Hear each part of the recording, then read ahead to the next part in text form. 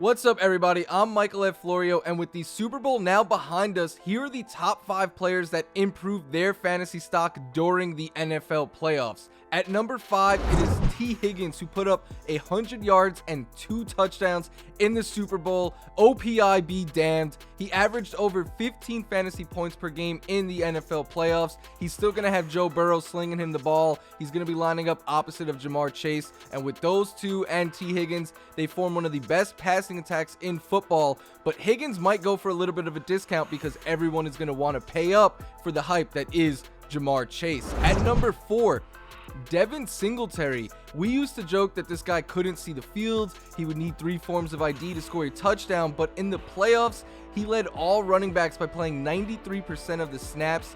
No other running back topped 75%. He was averaging 17 touches per game, which equated for nearly a third of the Bills' touches, and he took over late in the regular season, and we saw that carry over into the playoffs. He was getting the goal line work, and I think he'll get overlooked a little bit because everyone's going to expect him to share, but unless the Bills bring in another running back, I think he will be their lead runner for 2022.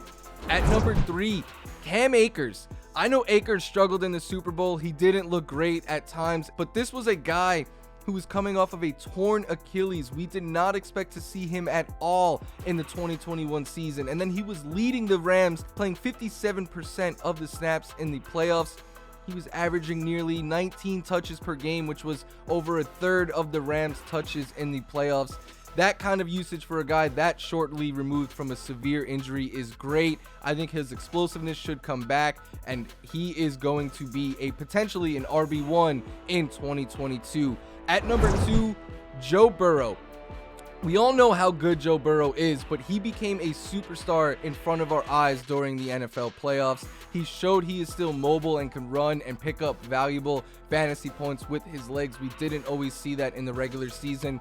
Coming off of this strong playoffs, I think Joe Burrow will be a top 5 fantasy quarterback. And at number 1, Gabriel Davis, who scored 5 touchdowns in just 2 games, including a 4-touchdown game against the Chiefs. Only Cooper Kupp had more receiving touchdowns in the NFL playoffs than Gabriel Davis, who also averaged 121 yards per game. And the big thing for Davis is, outside of himself and Stephon Diggs, all of the other Bills' key receivers are free agents, so a lot of opportunity could open up for Gabriel Davis heading into next season. He is a wide receiver 3 with a lot more upside, in my opinion, after these NFL playoffs.